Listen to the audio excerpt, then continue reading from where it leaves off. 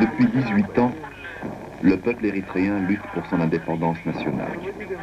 Cette lutte légitime est rendue maintenant encore plus cruelle par l'attitude de l'URSS, la complicité des grands États, le silence de l'ONU et de l'OUA et l'indifférence de l'opinion mondiale. Claude Bourdet, journaliste et écrivain anticolonialiste français.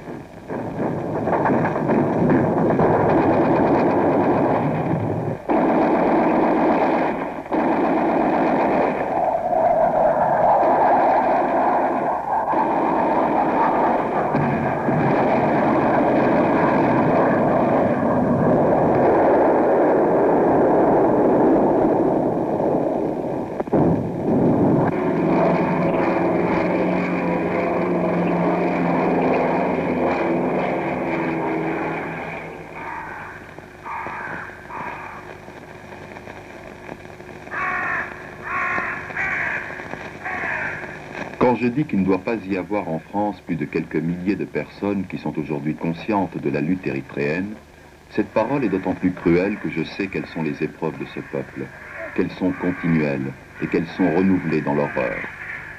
Michel Jobert, ancien ministre des Affaires étrangères du président Pompidou.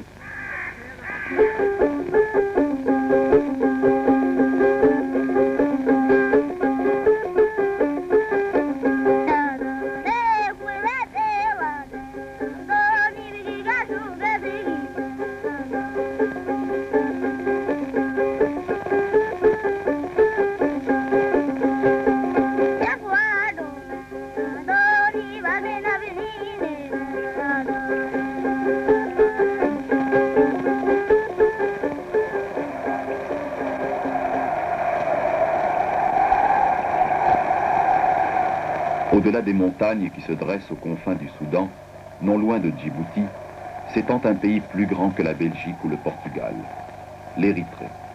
Une région dont les cartes et les frontières internationales font une province éthiopienne. Or, c'est justement la géographie qui donne la clé de l'imbroglio érythréen. L'Érythrée, ce sont en effet 1200 km de côte sur la mer Rouge, un verrou aux portes de l'océan Indien. Ça fait 15 ans avec le Front de libération de l'Érythrée. Et j'ai 65 ans. Les jeunes Érythréens combattent pour la libération de l'Érythrée. Nous combattrons l'Éthiopie jusqu'à la fin, jusqu'à notre indépendance.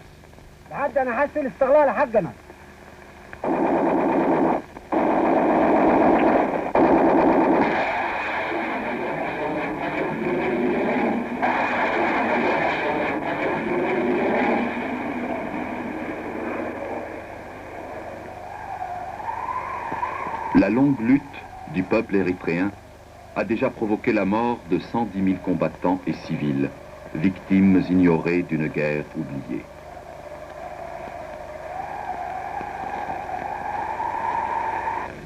Et qui dit guerre, dit réfugiés. Sur les 4 millions d'Érythréens, 800 000 ont pris le chemin d'un interminable exode.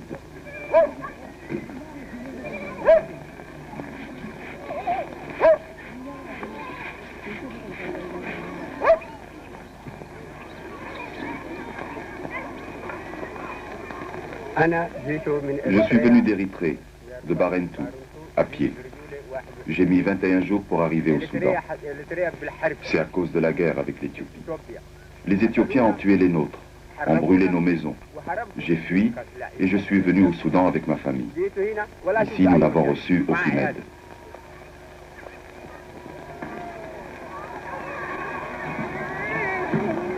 Il y a plusieurs camps de réfugiés le long de la frontière soudanaise.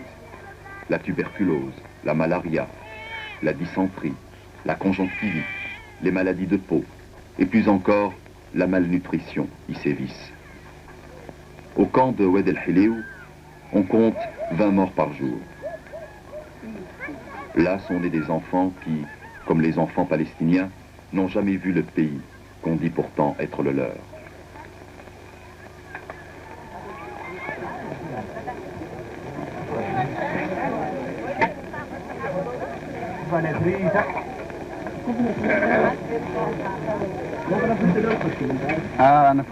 Nous étions environ 20 000 réfugiés dans le camp de Wad el-Heliw et les conditions de vie étaient épouvantables.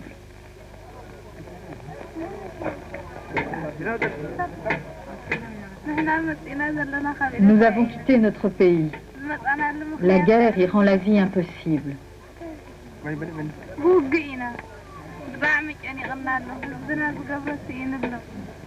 Chez nous, les bombardements sont incessants. La nourriture manque. Même l'eau fait défaut dans les régions peuplées d'Érythrée. La population se réfugie dans les forêts et les montagnes. Nous sommes même passés au Soudan.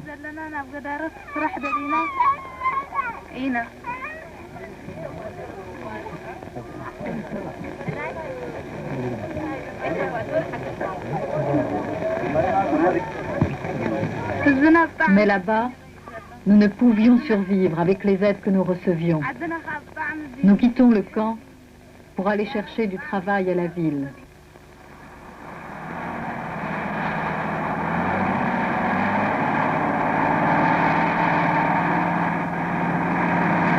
Dès 1947, le Négus affirmait ouvertement que son empire avait besoin des ports érythréens.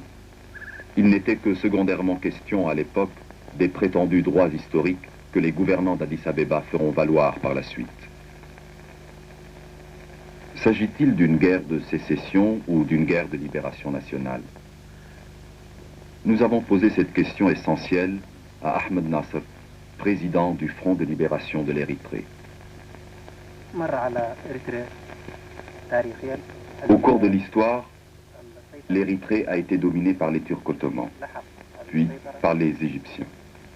Ensuite, il y a eu l'occupation italienne, puis l'Érythrée est passée sous l'administration britannique, après la Deuxième Guerre mondiale. Enfin, l'Érythrée a été arbitrairement fédérée à l'Éthiopie.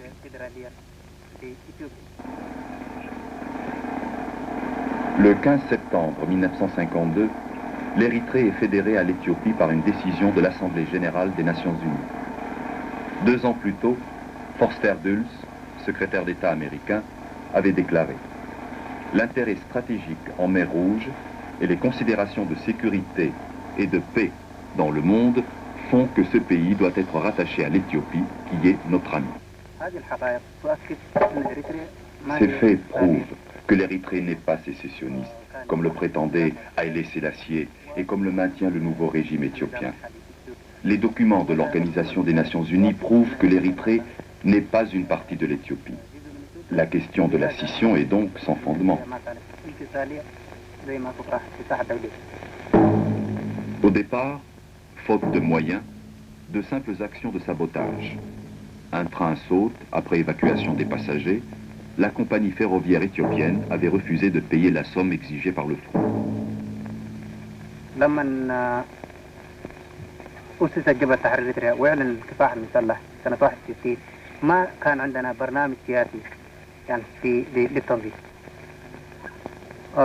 le front a été constitué et la guerre de libération déclarée en 1961, nous n'avions pas de programme politique. Et cette situation a duré jusqu'en 1971. C'est-à-dire que la lutte idéologique s'est poursuivie pendant 10 ans. Avant, en 1969, un congrès s'était réuni à Adoubar, dans les territoires libérés, sur l'initiative des combattants.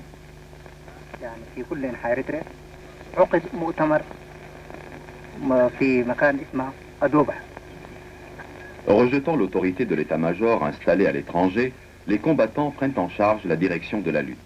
Après une période de conflit au sein de la résistance, 2 mouvements finissent par s'imposer sur le terrain. Le Front populaire de libération, qui se présente comme marxiste, prend le contrôle de la zone nord, alors que le Front de libération de l'Érythrée, qui se veut ouvert à toutes les tendances, luttant pour l'indépendance, maintient ses positions au sud, dans la zone frontalière la plus exposée aux assauts éthiopiens. À nos yeux, l'unité nationale est une priorité stratégique et il faut lutter pour sa réalisation. D'autant plus que l'indépendance constitue un dénominateur commun entre toutes les différentes forces et classes en Érythrée. Il faut que toutes les forces qui ont un intérêt dans la révolution s'organisent en une seule organisation nationale et démocratique à travers laquelle nous pourrons servir les intérêts du peuple érythréen.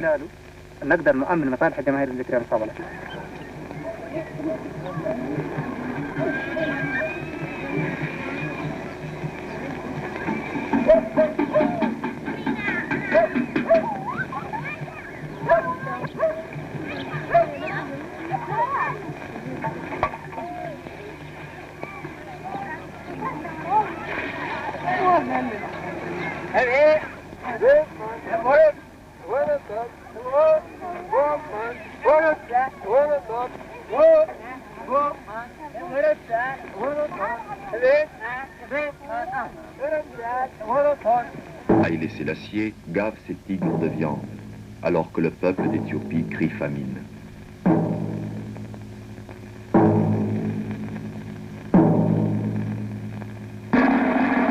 En 1974, à la faveur d'une insurrection populaire, un groupe d'officiers prend le pouvoir. Le nouveau gouvernement se proclame progressiste. Pourtant, la guerre continue comme auparavant.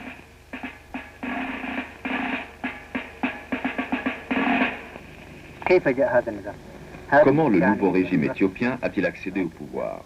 Premièrement, il faut tenir compte du rôle qu'a joué la révolution érythréenne pendant 17 ans. Les premiers mouvements insurrectionnels au sein de l'armée éthiopienne ont eu lieu à Asmara, capitale de l'Érythrée, et ceci explique le rôle qu'a joué la révolution érythréenne dans ce changement en Éthiopie. Pour ce qui est du changement, nous l'avons considéré comme un pas en avant. Il y a eu une lutte antiféodale, une reconnaissance partielle du problème érythréen. Pas de la manière dont on l'aurait souhaité, mais ils ont annoncé leur intention de résoudre le problème par des moyens pacifiques. Ils ont proclamé le socialisme, ils ont pris position contre l'impérialisme, le sionisme et le colonialisme. Tout ceci est positif. Mais il reste deux problèmes. Ils ont échoué dans la reconnaissance du droit du peuple érythréen à l'indépendance. Ils ont aussi échoué car ils n'ont pas su affronter le problème des diverses nationalités à l'intérieur de l'État comme un régime progressiste aurait dû l'affronter.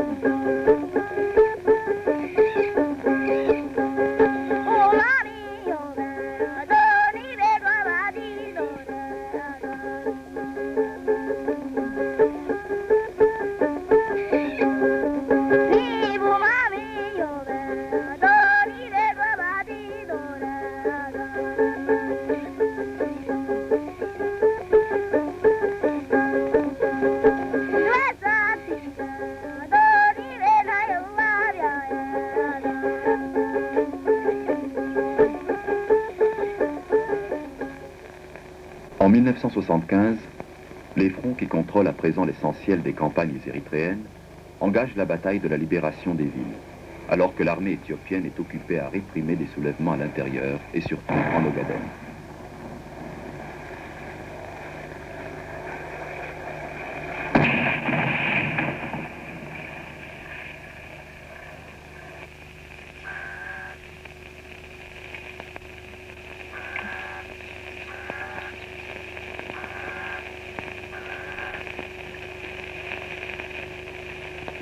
Avec la libération de Mandafara dans la nuit du 24 août 1977, le front de libération de l'Érythrée n'est plus qu'à quelques kilomètres de la capitale Asmara, désormais encerclée.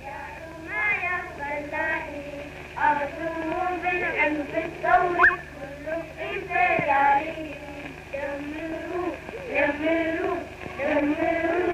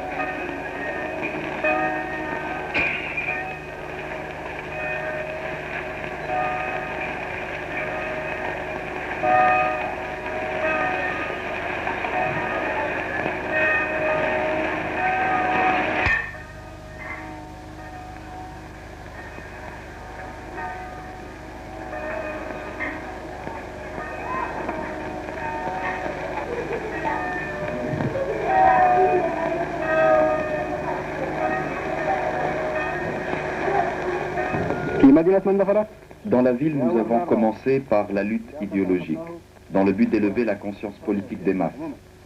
Nous avons mis sur pied diverses organisations de masse. L'Union des travailleurs, l'Union des femmes, l'Union des jeunes et l'Union des étudiants. Les masses sont bien organisées et élisent des comités qui administrent Mandafara.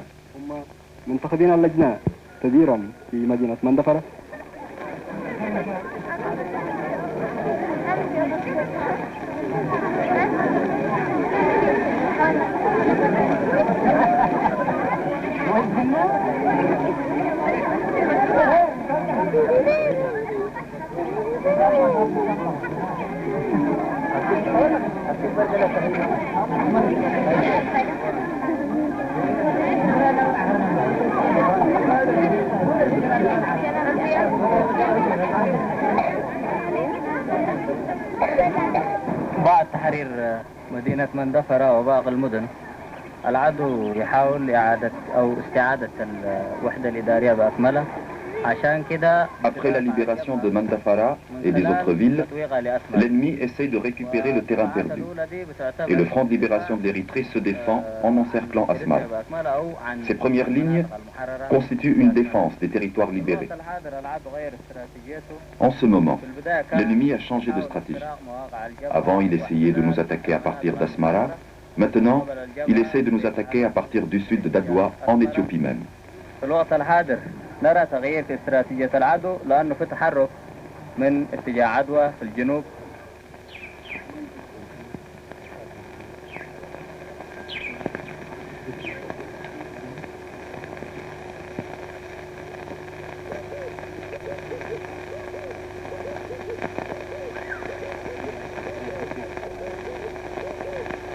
L'hôpital de Mandafara est l'un des plus importants. Mais comme dans les hôpitaux de fortune installés dans le maquis, comme les médecins aux pieds nus qui vont porter les soins à la population, on fait avec les moyens du bord, avec du personnel formé sur le tas.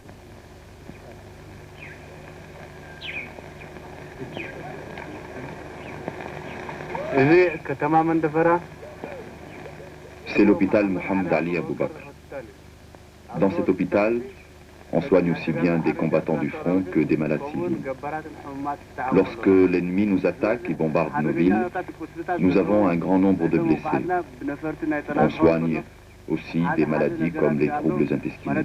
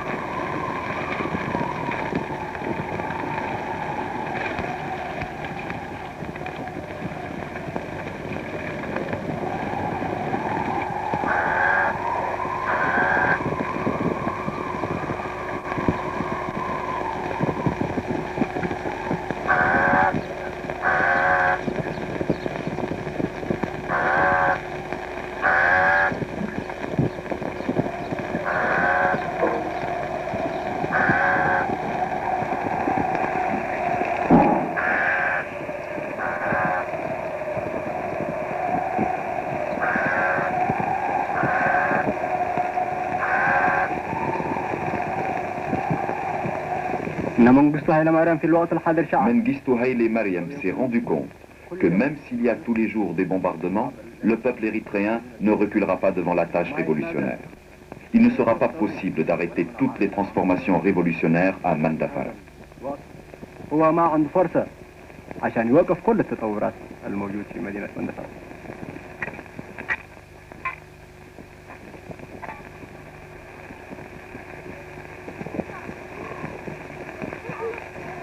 Des enfants qui paradent les armes à la main ou qui jouent à la guerre sous l'œil admiratif des adultes ou à travers l'objectif d'une caméra complaisante, cela choque bien sûr. Pourtant, cette militarisation de l'activité enfantine n'est que le fidèle reflet des conditions d'existence de ces enfants qui sont nés et ont grandi dans la guerre.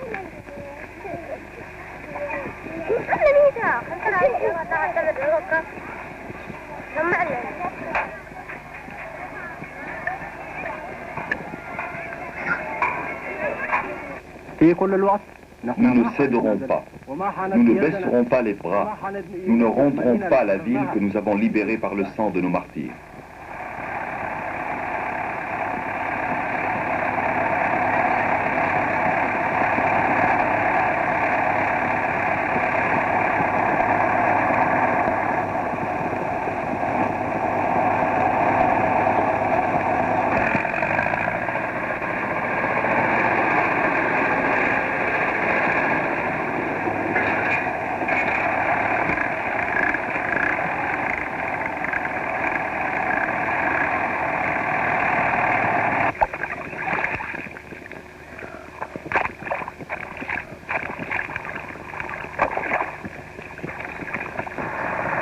Dans les campagnes, plusieurs domaines sont transformés en grandes fermes modernes.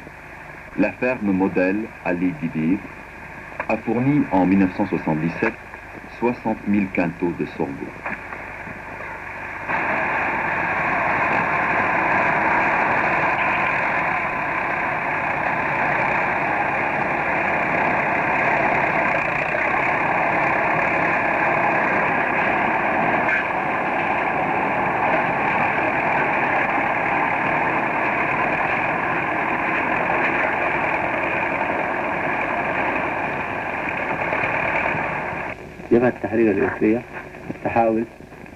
Le Front de libération de l'Érythrée a mis en avant le principe d'autosuffisance et l'application en revient au bureau économique.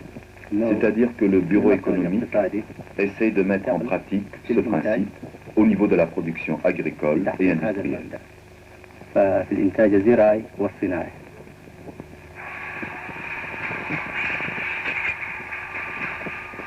En application du principe d'autosuffisance, ce garage, où l'on répare chars et tracteurs, sert en même temps de centre de formation pour les combattants et les paysans qui y suivent un stage de 6 mois.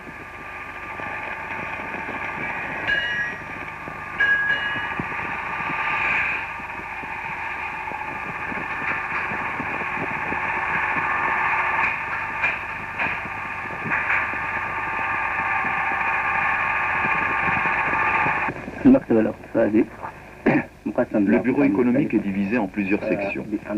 Et à travers ces diverses sections, il dirige l'économie de l'Érythrée. Il y a la section agricole, qui gère les terres que le Front cultive pour le compte de la Révolution dans différentes régions. Il y a la section commerciale, qui s'occupe des échanges entre les différentes régions de l'Érythrée et l'étranger. Il y a aussi la section vétérinaire. التبادل التجاري بين المناطق الإريترية المختلفة والتبادل التجاري مع الخارج. ومن ضمن الأقسام اللي بيديرها المكتب الاقتصادي قسم البيطرة.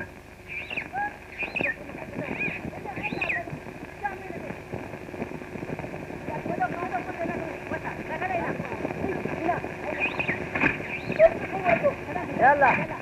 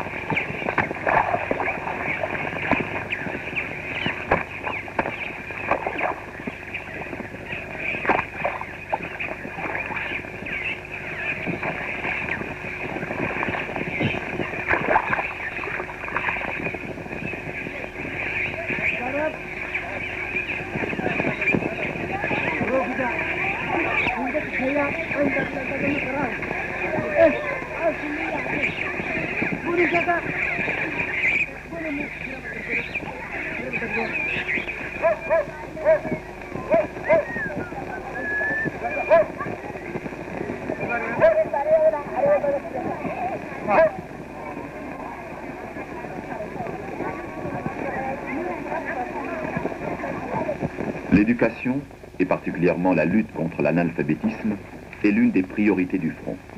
De par la négligence des autorités éthiopiennes et leur volonté d'imposer le dialecte amhara, étranger à l'Érythrée, la situation est critique. Les campagnes d'alphabétisation touchent des dizaines de milliers d'adultes et des écoles installées au besoin en pleine nature accueillent les enfants. Une vingtaine de manuels en arabe et en tigrinya ont été publiés par le département d'éducation.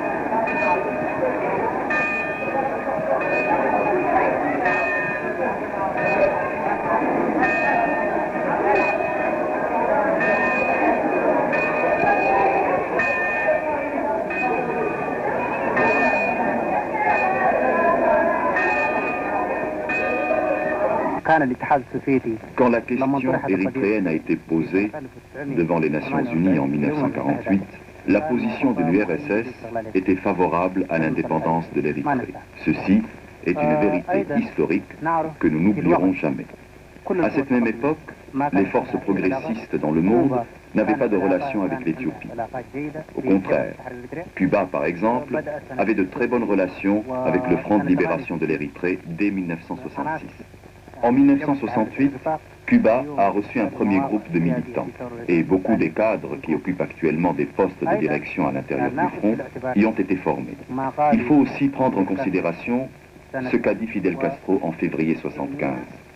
Alors que plusieurs courants nous traitaient de réactionnaires, liés à l'impérialisme international et empêchant l'application du socialisme en Éthiopie, Fidel Castro a proclamé une vérité, que la révolution érythréenne est progressiste et que le nouveau régime éthiopien est aussi progressiste. C'est ce qu'il pense. Que la poursuite de la lutte armée entre la révolution érythréenne et le régime éthiopien n'est pas dans l'intérêt des forces progressistes de la région. Donc, il faut que ces forces progressistes trouvent une solution pacifique pour résoudre ce problème. Nous considérons cette position comme positive, claire, même si elle ne va pas jusqu'à défendre l'indépendance totale de l'Érythrée. Quelle est notre position? C'est normal qu'il y ait des relations entre l'URSS, Cuba et l'Éthiopie, mais nous demandons que ceci ne se fasse pas au détriment des droits légitimes du peuple érythréen.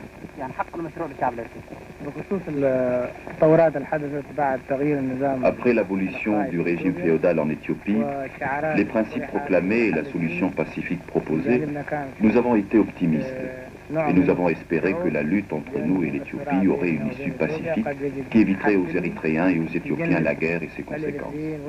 Mais nous avons été surpris que des préparatifs militaires internes soient faits alors même qu'on nous tenait ce langage de paix.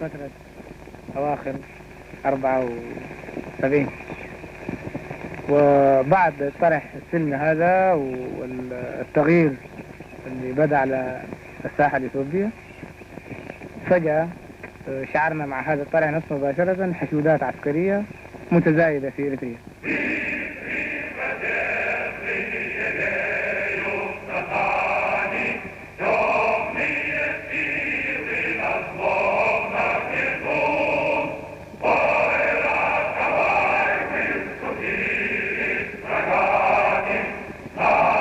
La guerre semblait presque gagnée pour l'Érythrée, mais l'intervention militaire de l'Union soviétique permet à l'Éthiopie de soumettre l'Ogaden et de lancer une grande offensive en Érythrée en juillet 1978.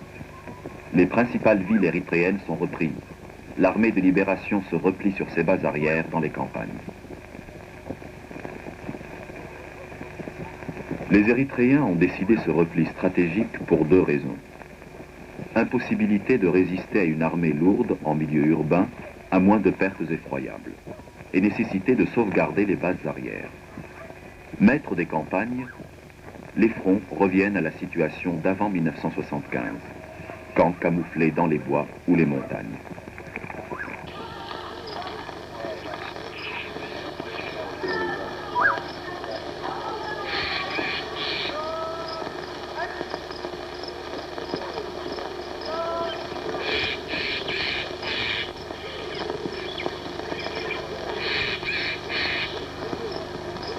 Ce camp militaire est le siège du bureau d'information qui édite revues et livrets en arabe, en tigrinien et même en anglais qui sont diffusés à l'intérieur et à l'étranger.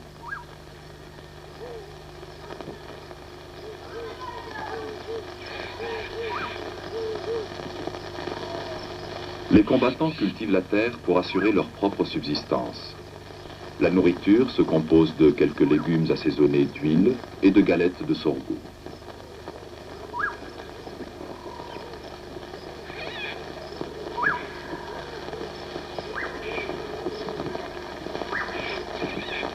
Parmi les surprises que réserve l'Érythrée, cette hutte qui fait office de bibliothèque nationale du Front de libération de l'Érythrée, où l'on peut lire les classiques révolutionnaires et bien d'autres ouvrages de littérature érythréenne et étrangère.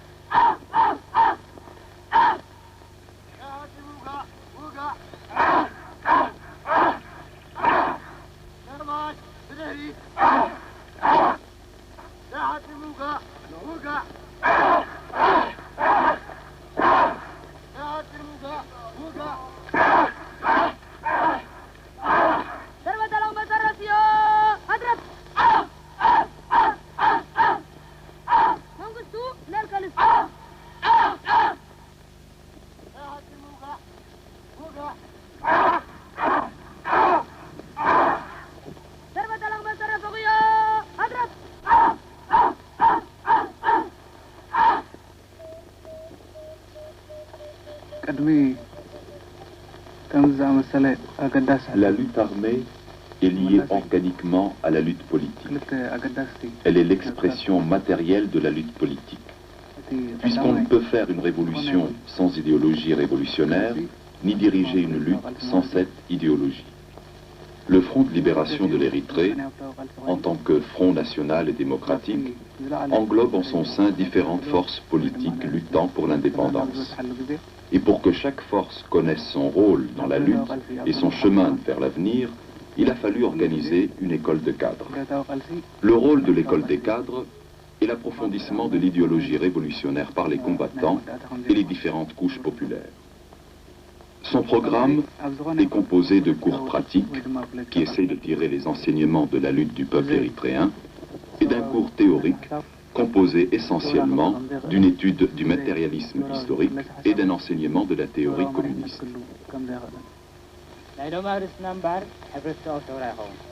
Chaque société est gérée par des lois. Dans toute société, il peut y avoir un changement qualitatif, mais tout changement qualitatif n'est pas changement révolutionnaire.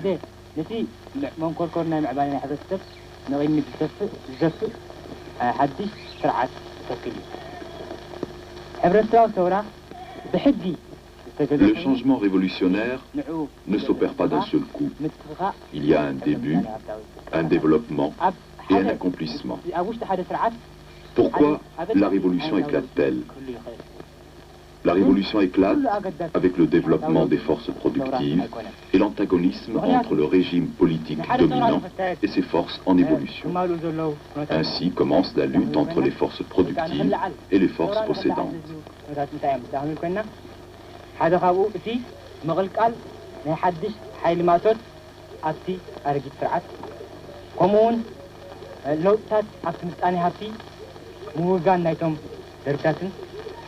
أبتي حدش أبتي أرجيت سرعات حدش بقى ناي متأني هبتاو مسرت مسرة كمون نزي قريت هذي نقحملو ዝንቀሳቀሱ አካላት ምዝርኮብ La société révolutionnaire s'installe sur les décombres d'un régime politique décadent pour stimuler le développement social. Tout changement n'est pas un changement révolutionnaire. Par exemple, le passage de la société précapitaliste à la société capitaliste.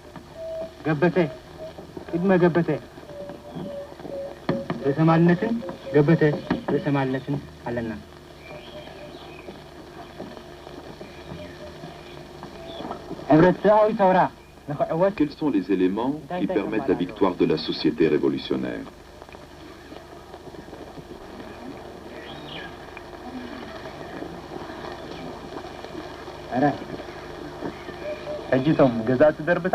La classe dominante essaie de toutes ses forces de consolider sa domination, alors que la classe opprimée essaie d'abattre le régime politique qui représente cette force.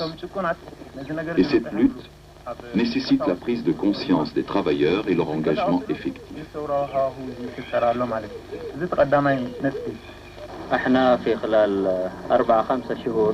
Nous avons réussi dans les 4 ou 5 derniers mois à faire en sorte que tout le peuple érythréen, ou la majorité, prenne les armes pour défendre sa terre. C'est pour cela que je ne pense pas que l'armée éthiopienne puisse rompre l'encerclement et exterminer le peuple érythréen.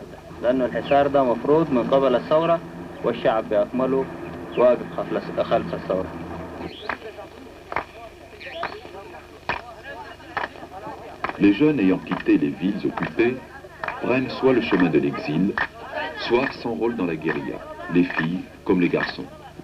Ici, l'incorporation est une fête.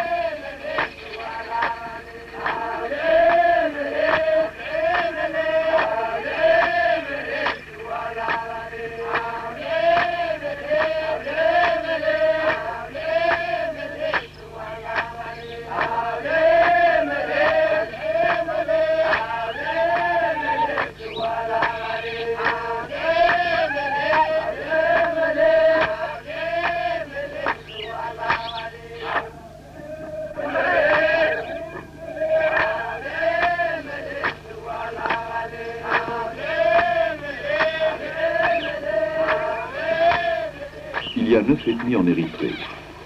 Tégrignan, Tigré, Saa, Afar, Bilène, Béja, Baria, Baza et Illit. 2 grandes religions, l'islam et le christianisme, et 2 langues officielles, l'arabe et le tégrignan. Les thèmes choisis par les peintres combattants reflètent à la fois et la diversité ethnique et culturelle de l'Érythrée et son unité nationale.